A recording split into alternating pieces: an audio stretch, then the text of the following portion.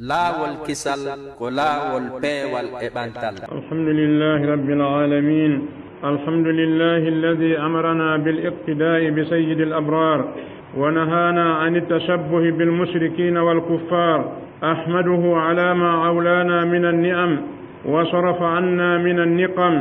أشهد أن لا إله إلا الله وحده لا شريك له، وأشهد أن محمدا عبده ورسوله وصفيه وخليله، فصلوات الله وسلامه عليه وعلى آله وأصحابه وعلى من اهتدى بهديه إلى يوم الدين. أما بعد، أيها الناس اتقوا الله واعتزوا بدينكم، واعلموا أن الله سبحانه وتعالى قد أغنى المسلمين وأنعم عليهم بشريعة كاملة وشاملة لكل مصالح الدين والدنيا. وأنت أيها المسلم في كل ركعة من صلاتك تدعو ربك أن يهديك الصراط المستقيم وأن يجنبك طريق المغضوب عليهم والضالين. حينما تقرأ سورة الفاتحة التي قراءتها ركن من أركان الصلاة، إنه يعني أول ما يعني الاقتداء بالرسول صلى الله عليه وسلم في العبادات وفي المعاملات وفي الآداب والأخلاق. يتي الله سبحانه وتعالى أولو الله متويه محند يتيد هم ودكو يتيد يتم كنك الله سبحانه وتعالى يمرد أن ينتنقل نلال صلى الله عليه وسلم o haɗi en nandinagol e ɓeeɗo sirkooɓe e ɓeeɗo heeferaɓe. ɓe yettamo kanko Allah subhanahu wa ta'ala e dow ko o nemini en immorde e nemaji, o yilte meɗen immorde e letteji. ɗo seedo ala reweteɗo e gonga si wona kanko Allah subhanahu wa ta'ala, kala ko rewɗa an neɗɗo on ko wona kanko Allah ko mere wonɗa e rewde, ko o gooto kanko subhanahu wa ta'ala eɗi fuu, ka tagugol e ka jeygol e ka toppitagol e ka handugol e reweede, o ala mo kafeɗiɗo kanko Allah subhanahu wa ta'ala. to seedo oɗo mo suɓi o nuli e meɗen nelaɗo meɗen muhammadin sallllahu alayhi wa sallam, oɗo ko jiyaɗo makko ko nulaɗo makko. si wi'i muhammadu ko jiyaɗo Allah, bi ma'ana ala goɗɗo goo mo kafi, sabu si o kafayno ko ɓurɗo moƴƴude o kafayno e muɗum. si tawi julɗo yagal ma ngal sellata ha seedoɗa oɗo ko jiyaɗo, idan haray sa kafidimo e goɗɗo gomo hewta oɗo, holli wondema haqqille maɗa ɗen a ala wattanila e majje. haray oɗo Allah subhanahu wa ta'ala nulɗo nelaɗo meɗen muhammadin sallllahu alayhi wa sallam suɓimo ɓurnimo e hoore tagore nden fuu. ɗen seedo oɗo ko jiyaɗo makko ko nulaɗo makko, ɗen toromo kanko subhanahu wa ta'ala yo juule nelaɗo e ɓengure maɓɓe nden e sahabaɓe maɓɓe ɓen o hisnaɓe. ɓaawo ɗum kono yimɓe, miɗo wasiyo hoore an, wasiyo on hulgol Allah subhanahu wa ta'ala. nde tawno wasiyeji ɗin fuu ko Allah wasiyi en kon, ko ɗum ɗo ɓuri mawnude. wasiyagol julɗo yo hul Allah wona yawangol mo ko woni e wadde kon, bal ko yamirgol mo yo duumo. Allah subhanahu wa ta'ala ko gomɗinɓe ɓen o noddi, o wi yo hul Allah: ya ayyuha alladina amanu taqullaha haqqa tuqati wala tamutunna illa wa antum muslimun. ko onon yo gomɗinɓe, ko gomɗinɓe ɓen o noddi, o wi yo hul Allah. idan jaka yonata wongol tun neɗɗo on o gomɗini o hatta ɗon. ɓaawo nde neɗɗo on gomɗini, ko ɗo o yamirte no yo hul Allah subhanahu wa ta'ala. haray no yamira gooto kala e meɗen hulgol Allah subhanahu wa ta'ala, nde tawno hulgol Allah ngol ko ɗum ɗo woni keye, ko ɗum ɗo walla ma ya waɗu ko moƴƴi, ko ɗum ɗo walla ma ha acca ko boni. hulen Allah subhanahu wa ta'ala haray yondinoren, teddinoren, mantoren si tawi no dago ka mantore diina meɗen kan. hay neɗɗo julɗo on sino haani mantorde goɗɗum, ko diina makko kan o haani mantorde. Allah subhanahu wa ta'ala yiɗa neɗɗo mantotoɗo si wona mantorowo diina muɗum kan. no yoni ka neɗɗo wiya min komi julɗo, no yoni ka neɗɗo wiya islamu yonilan diina, ɗum ɗo mantorgol ɗum wona hunde aybinade noon. anden haray kanko Allah subhanahu wa ta'ala e yurmede makko nden e moƴƴugol makko ngol, yiɗugol mo moƴƴagol e meɗen, o yondini julɓe ɓen, o waɗani en diina ka tawata kaɗo no yoni, en haton jina e yaltoygol ka yaasi ɓeyda goɗɗum ngo ton. en haton jina e ñembugol yimɓe woɓɓe goo en haton jina ñentingol yimɓe woɓɓe goo diina meɗen kan no yoni kala ko faalaɗen ko no nder makka haray kanko subhanahu wa ta'ala o neminiri en sari'a mo tawata ko sari'a timmuɗo sari'a moftuɗo kala ko wiyete ko moƴƴere ko adna ɗo e moƴƴere ka laakara haray an oɗo neɗɗo julɗo no hananma nde hiɗa wowla huunde hara hiɗa taskade nde hiɗa ɗaɓɓira Allah subhanahu wa ta'ala yo waɗane huunde tawa hiɗa e laawol fi heɓugol nde jeyaaka e hakkil nde toroɗa Allah huunde tawa ɗaɓɓatande jeyaaka e hakkil nde moolotoɗa Allah e huunde tawa bimme kigeɗe ɗe mayre haray an oɗo neɗɗo julɗo sa wattani yila julde ma kala nde wonɗa e juulude e nder ɗeɗo julɗe joyi hiɗa toro Allah subhanahu wa ta'ala yo o fewne faade e laawol fewngol ngol yo o dande jokkugol laawol ɓeeɗo tikkaaɓe e hoore muɗum yo o dande kadi wongol e ɓeeɗo yimɓe majjuɓe haray saanga nde ɗa jannga ndeɗo simore fatiha ka julde maɗa e darnde fof darnde e julde maɗa nden oɗo fatiha mo tawi ko rukun ko tugalal e tugale julde maɗa nden darnde fof darnde nde juulata e nder julde maɗa nden e ndeɗo waktuji joyi darɗe 17 darnde kala a toroto Allah subhanahu wa ta'ala yo o fewne laawol fewngol ngol laawol ɓemɓe o nemini e hoore muɗum yo o dande jeyeede e ɓeeɗo tikkaaɓe e muɗum yo o dande jeyeede ɓeeɗo majjuɓe idan haray oɗo du'a ma o jaabike wo si tawi a ɗaɓɓiti laawol peewal ngal Allah fewnima faade e muɗum o dandima jeyeede ɓe tikkaaɓe e muɗum wo si a woɗɗitike ɓe si a anndi ko homɓe woni ɓe a acci kuuɗe maɓɓe ɗen ko waɗi julɗo yaagal ngal e keeferaagu ngun wonaa iwdi e waawata ndarde ɗo leñol wiyangol leñol ɗo fof ko heeferaaɓe ma ndaare leñol wiyangol leñol ɗo fof ko julɓe ngol leñol alaa leñol mangol ɓurɗo moƴƴude tagore nden ko hombo ko ɓura siyankoɓe ɓen kono heɓe mari kadi ɓurɗo bonde tagore nde Abou Jahal koye maɓɓe jeeya Abou Lahabin koye maɓɓe jeeya idan so wi ɓuraysi fof no moƴƴi ɓay nelaaɗo koye ɓuraysi jeeya en falji ka nelaaɗo koye ɓuraysi jeeya kamɓe ɓuri moƴƴude tagore nden fof kono ɓuraysi yankoɓe no mari Abou Jahal hiɓe mari Abou Lahab idan wawata wonde diina wona leñol ko kuuɗe si tawi a golli golle yimɓe moƴƴuɓe ɓen a jikkinike jikku yimɓe moƴƴuɓe ɓen koye yimɓe moƴƴuɓe jeeyaɗa hay si ko leñol hongol jeeyaɗa si a golli golle heeferaɓe ɓen a ñaami ñanndu maɓɓe ndun a ɓorni ko ɓornanteri maɓɓe ndin a weltori ko ɓe weltorta kon aɓe maɓɓe jeeyaɗa Allah subhanahu wa ta'ala o wiino nelaaɗo sallllahu alayhi wa sallam walan tarda anka alyahudu wala nnasara hatta tattabi'a millatahum Muhammad yahudu e nasara ɓe weltantakoma ɓe weltortama ɓe yiɗatama ɓe faalatake ko wonɗa ka hoore leydi ɗo kon haa jokka diina maɓɓe kan qul inna hudallahi huwa alhuda yeetoɓe peewal ngal Allah okkuma ngal diina islamu ka Allah addanma kanko kan ɗo woni peewal o addi kamba kanko Allah subhanahu wa ta'ala no anda pellet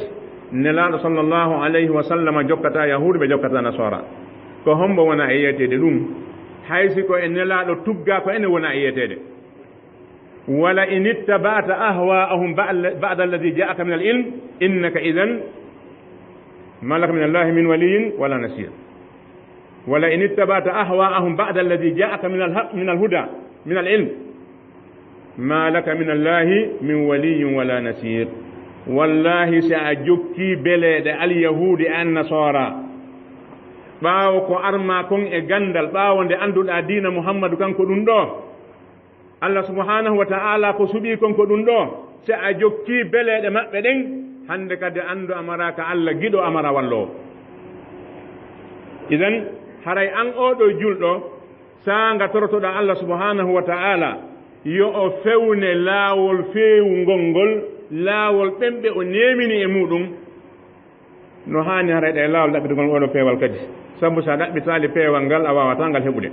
no tawi noon piiji ɗi marɗa haaji mum ɗin fof hiɗa dawde ɗaɓɓitaɗi idan ko ma ɗaɓɓita kadi ngol laawol feewngol laawol yimɓe ɓe Allah neminnoɓen fi a won jeeyaɗo e maɓɓe nde tawi hiɗa moolo Allah subhanahu wa ta'ala hiɗa toradema wata o waɗe ɓe tikkaɓe hoore muɗum tikkaɓe hoore mum ko alyahud ɓe tawata ɓe rewi allah ɓe andi allah ɓe andi goonga on ɓe acci ɗum ɓe jokki beleɗe maɓɓe ɗen yahud ɓe andu allah subhanahu wa ta'ala ɓe andi goonga on ɓe sali goonga on ɓe jokki beleɗe maɓɓe ɗen allah tikkani ɓe idan an kadi sa andi goonga on a andi ko nelaɗo sallllahu alayhi wa sallam wonno e hoore mum kon a andi ko honɗum woni goonga a accino a jokki beleɗe sikki ala jeete maɓɓe nasara ko yimɓe rewirɓe allah subhanahu wa ta'ala majjere ɓe tefa ɓe landaki ɓe haajaka ko weli ɓe wo ko ɗum moƴƴi ko metti ɓe ko ɗum harmi idan ɓeɗo allah subhanahu wa ta'ala farli e hoore ma ñande fof ñande ya a toromo laabi 17 e nder julɗe ma ɗe jowi wata o waɗe maɓɓe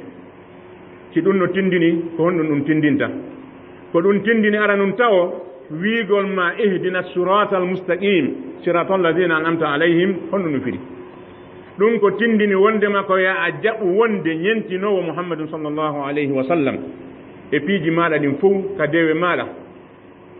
ka huwodire ma ka jikkuji maɗa ka aadaji ma etoɗa hara ko nelaɗo sallllahu alayhi wa sallam ko ñentinta ɓaawo ɗum ñentinaɓe ka dewe ñentinaɓe ka gollodire ñentinaɓe ka nerije ka jikkuji wa innahu yani مخالفة الكفار فيما هو من خصائصهم في العبادات والمعاملات وفي الأخلاق لأن التشبه بهم في الظاهر يورث محبتهم في الباطن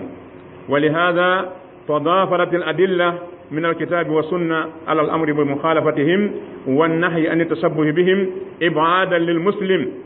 أما فيه مضرته قال عز وجل يا أيها الذين آمنوا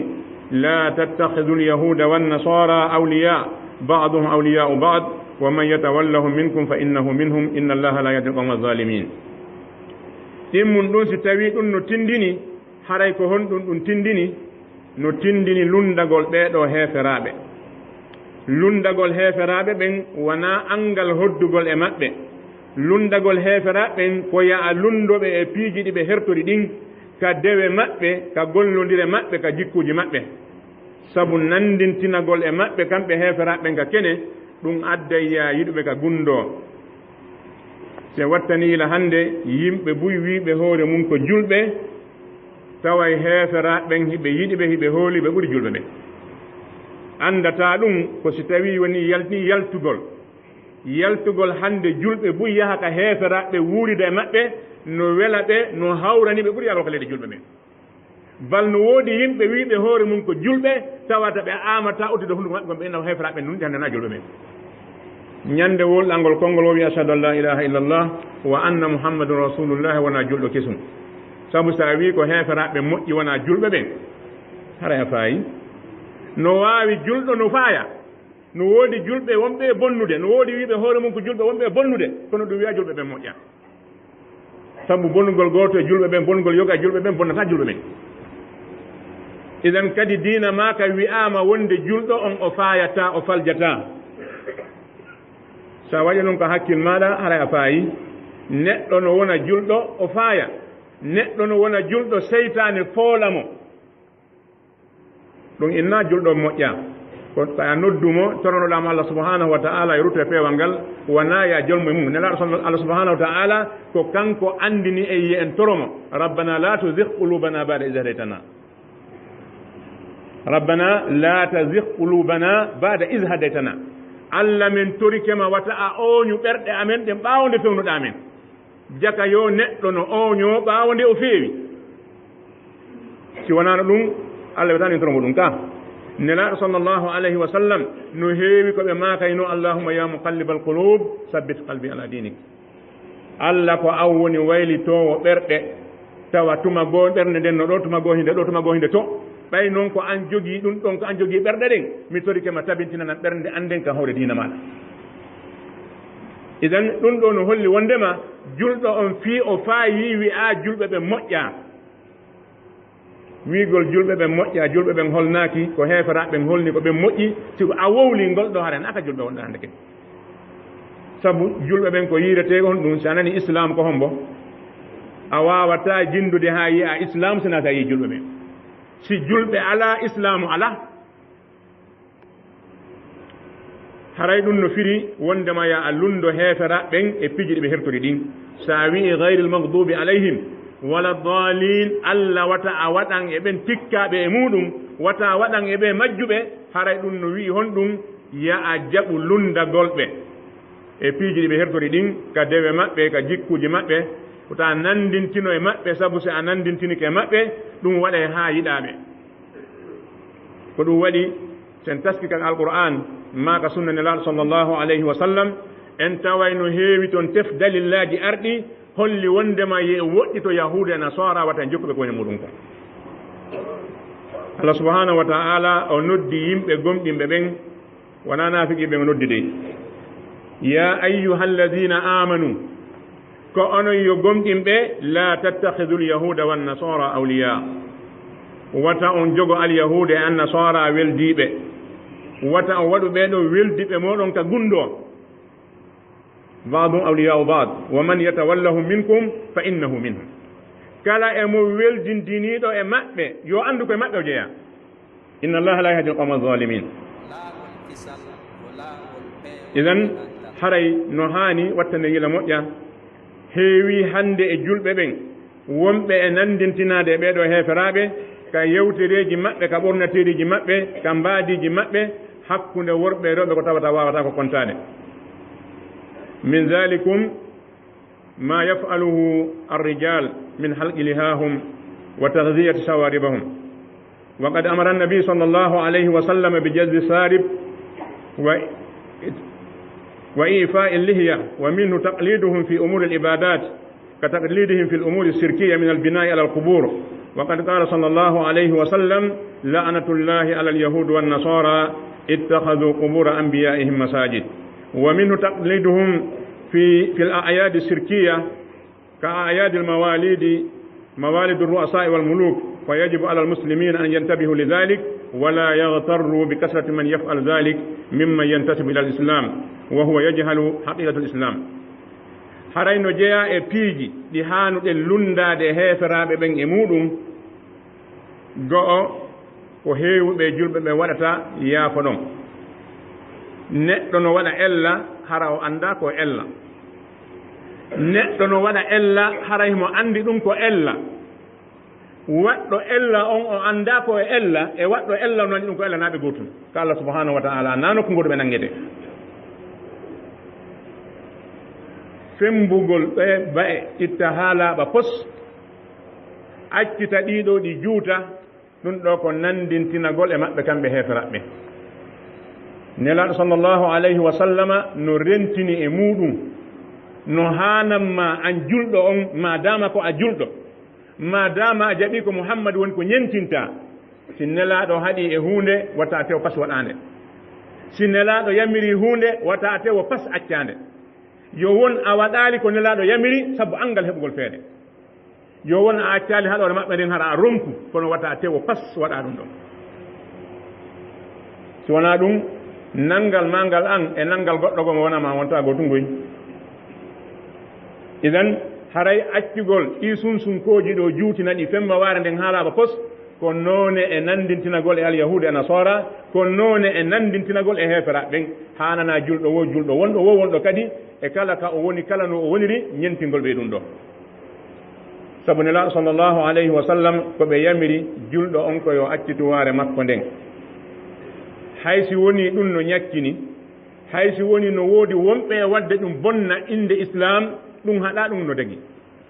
naam no woodi wonɓe e wadde mbaadi yaaɓe yaha ɓe ƴetta moƴƴina ba e haala ɓe yaha bonna bonnere fii yo wi'e ko julɓe ɓe woni bonnude kono no woodi ko wattante lahunde wotere heeferaɓɓen hiɓe anndi kamɓe tigi ko yi'ata mbaadi mum annda o hiyi ko julɗo ko hombo ko si tawi on tigi no waɗi waare ko gorko ka ko si on ti no ɓorniya moƴƴi siko sonnaajo ko ɗum waɗi ndaaren hay hannde hay film uji maɓɓe ɗi woni wadde ɗin ɓe ndaaray noone julɗo waɗa mbaadi julɗo kala waɗa o pankade nder film on ko neɗɗo nannduɗe julɓe watta fii hon ɗum aybingol julɓe ɓen e islam o ko tawi kon a jaɓa imanu ma on acce waɗa jaɓu imanu o julɗo ɗakana cata waɗa ɗum idan wonɓe e bonnude e inde islamu fiyo islamu inde mum bonu bal heesaraɓe mbiyama ɗum kefere no waynade islam o accita waare o ɓornono julɓe ɓornota noon fii tuy yo bonnu inde islam ɓe wawi ɗum kamɓe ɓe waɗino ɗum fewde nelaɗo sallllahu alayhi wa sallam ɓe waɗi ɗum ɓaawo nelaaɗo ɓe ara ɓe naatata islam ɓe wowla konnguɗi fenandeji ɓe winda ɓe inna ko nelaaɗo wii ɓe wona nder tun haa ɓe hoole fii yo wi'i awa ko julɗo wowli ɗum ɗo hara ko fiti fenade narta islam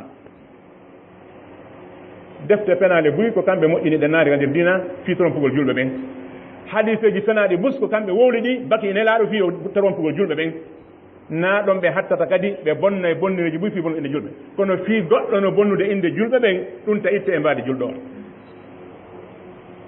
no jeeya e ellaji nandinagol e maɓɓe ngol nandinagol e maɓɓe ka dewe maɓɓe sirkuyankoje ɗen wano mahugol ngol ka hoore kaburuji ko golle maɓɓe noon kamɓe heeferaɓe ɓen yahude e nasara ko kamɓe yiira mahugol e hoore kaburu ko kamɓe yiira waɗugol lampo e hoore kaburu ko kamɓe yiira argol darna juulirde e hoore kaburu ko kamɓe yiira surɗugol e nder juulirde si a waɗi ɗum ko kamɓe wonɗa ñembude ana nelaɗo sallllahu alayhi wa sallam nelaɗo waɗali ɗum idan ñembugol ɓe ɗo haray ko ñembugol ɓe e bone ko waɗi oɗo neɗɗo mayɗo surra siɗa faala mahu siɗa faalata mahu ɗo nafatamo hay fus himo laakara heɗa aduna maadi wondi ɗo nafatamo hay fus ampul huɓɓulo ɗo nafatamo hay fus fulere mo joƴƴinɗa e hoore kaburu makko ɗo nafatamo hay fus idan no jeeya e jofoyagal ɓurgal hattude ngal si tawi neɗɗo sikki maadi mahadi nafa e fure allahumma de hara ko waɓu waɗɗa maadi ndi goɗɗo neftora ndi o heɓa baraji ɗin inna hokkimo ɗi ɗum no wawi wonde kono yahugol maha kaburu makko on karola ɗo waɗa lampe ko bonnere jawdi wonda ɗum nafatama eɗa hay fus saabu na nokku gotu wonɗo idan ɗum ko jeeya ɗum e jikkuji maɓɓe ɗin o nela sallllahu alayhi wa sallam ɓe maaki allah huɗi ɓe maaki kuddi allah woni e hoore alyahude an nasara ɓe addi ellan ko fi honɗum ɓe wi ɓe jogitike kaburuji annabaɓe maɓɓe ɓen juulirɗe yani ɓe arano kala ko annabajo maɓɓe surra ɓe maha ɗon ɓe waɗa ɗon ka juulete idan no haani julɓe ɓen yo woɗɗito ɗum hana ɓe ñembali ɓe muɗum no e muɗum ñembugol ɓe ka iidiji maɓɓe surtout yanko juldeje maɓɓe ɗen andi juldeje men ɗen enen ko ɗiɗi pet ko islam julde suumaye batte julɓe ɓen hoori suumaye gayni ɓe juula weltanagol allah ko ɓe hoori suumaye kon julde donkin ɓaawonde hajjungu gasi ɓe weltano allah batte ko hajjungu waɗa kon amma ko heddi kon e juldeje siko wiiɓe ko julɓe waɗi wona julde islam si wona julɓe waɗi wona julde islam kala ko moƴƴina e feet wiya kon ko feet e nder hitande nden ko wona julde suumaye wona julde donki wona juldere hananama an julɗo o wiigol ɗum julde hananama gongingol ɗum hananama defalngol ɗum hananama ɓornagol ɗum ɓananagol ɗum hananama weltogol fiiɗum saabu ko fenade no jeeya e juldeje maɓɓe sincaaɗe ɗen waɗugol juldeje anniversaire ji lamɓe ɓen kala laamiɗo hitande nde o laamiɗo hewti waɗa juldere maka o jibananoɗon maka o mayɗon si hewti waɗe juldere e siga ɗin juldeji ma siga ko ko fewndi fewndo ɗo wiigol hitande nden no lannude haray lannugol hitande nden ɗo ko feet fende ane julɓe ɓen mara ɗum hitande men nden ene wona ɗo woni e lannude nde lannino ɓaawo ko sahabaɓe nelaɗo ɓe sallllahu alayhi wa sallama sincuno kon ɓe acci kala nduriyemo julɓe ɓe woni e gollirde on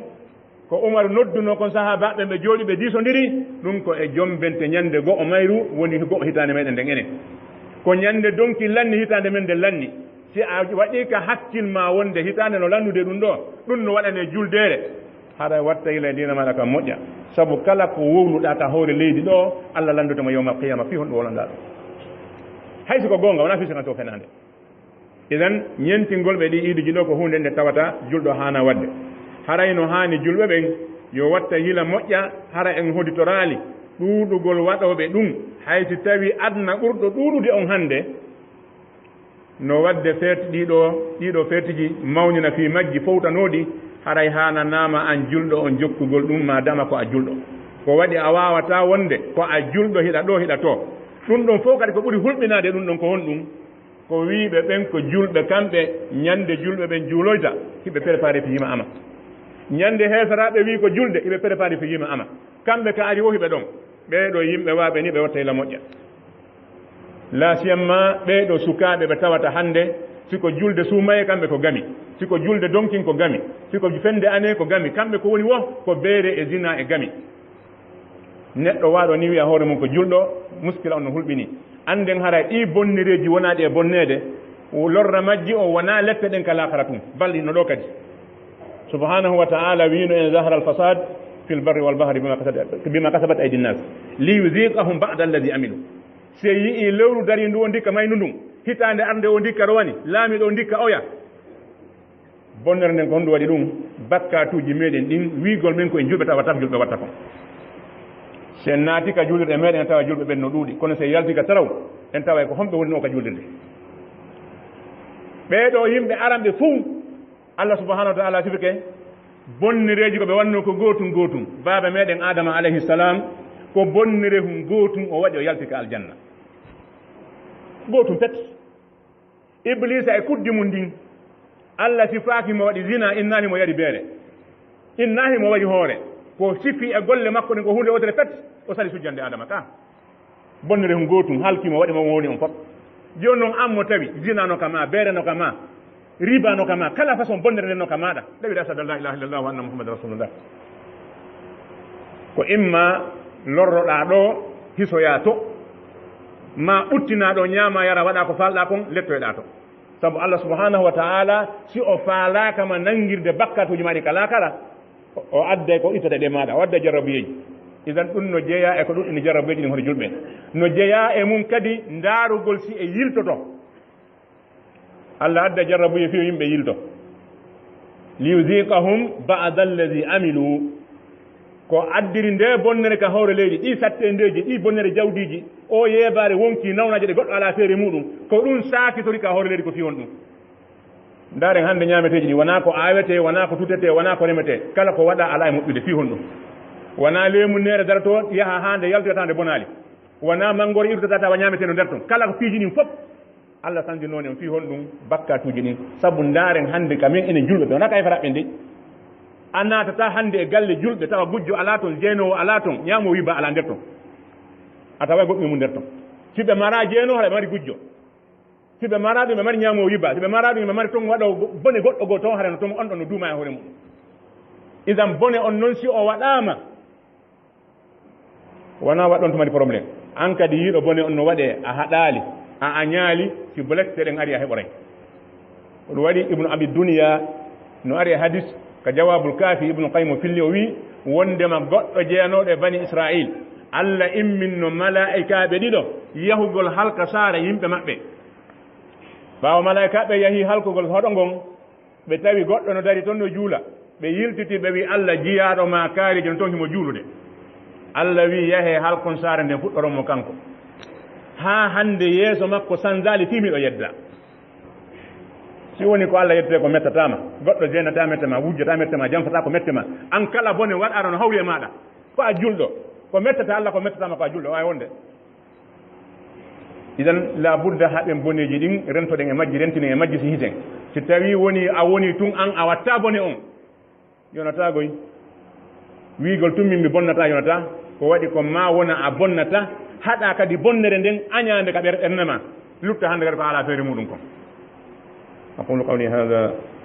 وأستغفر لكم فاستغفروا إنه هو الغفور الرحيم الحمد لله الذي أكمل لنا الدين وأتم علينا النعمة ورضي لنا الإسلام دينا أشهد أن لا إله إلا الله وحده لا شريك له وأشهد أن محمدا عبده ورسوله وبعد أيها المسلمون اتقوا الله واعلموا أن الواجب على المسلم أن يعرف نبيه حق المعرفة وما جاء به ويصدقه فيما أخبر ويطيعه فيما أمر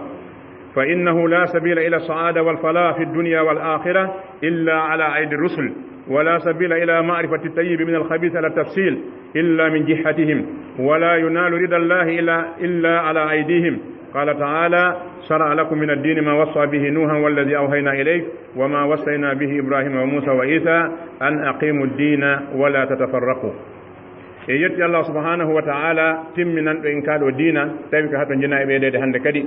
o timmini e hoore meɗen nema makkon kanko subhanahu wa ta'ala o welana en islamu diina kala diina ka jokkuɗa ko wona islam a jokki diina ka allah faalaka e seedo ala rewtere sina kanko ko gooto en toromo e juulde nelaaɗo sallllahu alayhi wa sallam e ɓeyngure maɓɓe ɗen sahabaɓe hisnaɓe kono e julɓe huli allah annden haɗay ko waɗɗi e hoore ma an neɗɗo julɗo on wata wi ko a julɗo tawa a annda nelaaɗo ma on no jeeya e ko wallay ma haa tawa a ñentinay nelaaɗo on sallllahu alayhi wa sallam anndugol ɓe taw si tawi a annda nelaaɗo gandal timmungal ko honno ñentinata nelaaɗo idan no waɗɗi e hoore julɗo yo anndu nelaaɗo sallllahu alayhi wa sallam o annda ko nelaaɗo addi kon o goonginaɓe kadi ko ɓe yewti kon o ɗoftoɓe ko ɓe yamiri kon sa waɗi ɗum ɗo hara a jaɓi wonde julɗo ko waɗi laawol alangol goɗɗo rewata o heɓa maloore ka adna ɗo e ka laakara si wona e junngo nulaaɓe ɓen kala ngal rewɗa kala mo jokkuɗa kala mo ñentinɗa fi heɓugol ko faalaɗa kon a heɓay ko welma kono ko nafay ma kon heɓi ɗo junngo nulaaɓe ɓen laawol ala senndendirgol ko dagi e ko soɓi ko moƴƴi e ko boni si wona e sengo nulaaɓe ɓen en heɓata kadi wela e allah mo wonɗen e ɗaɓɓude on si wona sen jokki nelaaɓe ɓen nelaaɗo sallllahu alayhi wa sallam ko oɗo allah nuli o yamirimo ko faala kon kanko allah subahanahu wa taala ha timmi o haɗimo kala ko tawata lorra men no e muɗum nelaaɗo yettini ha timmi ɓe seedintini kadi sahabaɓe wonde maɓe yettini idan siɗa faala maloore